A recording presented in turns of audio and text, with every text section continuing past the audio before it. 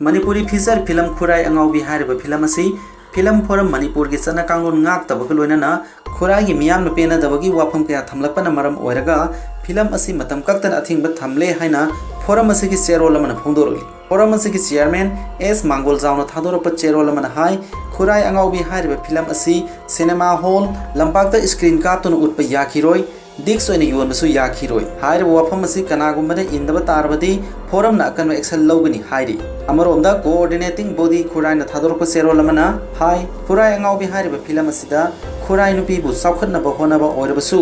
Khurai nupi bu hunduna amadi phajadra wahi wata ngangliba sina sahi lising iramdamgi isal singmilu pirang angloidaba kayado yenglaga warep kharasu lawre warep singadudi ahan bada producer amadi script writer na atu matamda film asigi cassette amadi hard copy ama coordinating body Khurai da sinaba kupna punna yengminaba amasung paminaba aduga film asigi matangda punna wakhan taminadriba phawba kaithela cassette asi thadokpi daba amasung makhata na miyam da uhandaba ani subada Khurai nupi bu karem nabiba phajadaba clip asi iramdam Khurai gi yengbiraga social media na singbada share amadi save tobiganu hairi amaromda Bangladesh ki khwaidagi wangba nupa brain gi anaba maram oiraga laikhidre Bangladesh ki khwaidagi wangba nupa Jinat Ali hairaga hena khangnaba fut nipan ga inchi taruklom wangba Ali matam kuina brain tumor naduna leiramlaga leiba pokku numitta laikhidabani umja lising maga samapan maudra tarukta pokhiba Ali leiba ga sigi khanong pok thangba sarukta leiba Seaport City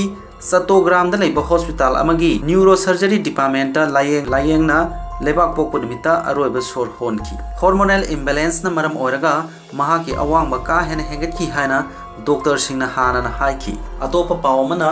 yum nipan tumna sakre nupi amana sikre Himachal Pradesh ki Shimla district ki manung chana leiba khun amada thokhiba achoba mai sakpa ki thodok amada yum nipan tumna sakhiba gi loinana sahi marifu rom surbi nupi ama sikre haina police na ngasi phongdokre senior police official amana phongdokpa matungina mai sakpa ki thodok matung ngasi numidang Shimla district ki Bohru sub division ki manung chana leiba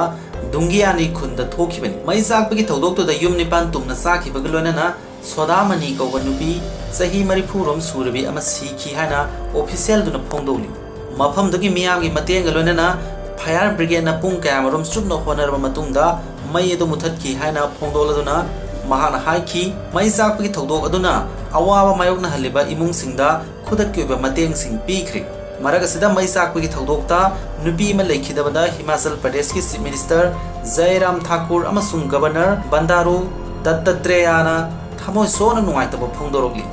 aroi bada paudom gi video yengbiru puno pu thakachari